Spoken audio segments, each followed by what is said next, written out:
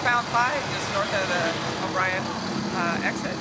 And ultimately the FedEx truck that's involved in or a van, I guess, involved in the collision was traveling in the pass lane at basic freeway speeds. Along with the semi-truck was traveling in the slow lane. Unfortunately, the driver of the FedEx van ended up having to sneeze, and when he did, it caused him to veer off into the number 2 lane and strike the back of the semi. So there's quite a bit of intrusion to the FedEx truck, but luckily there's no serious injury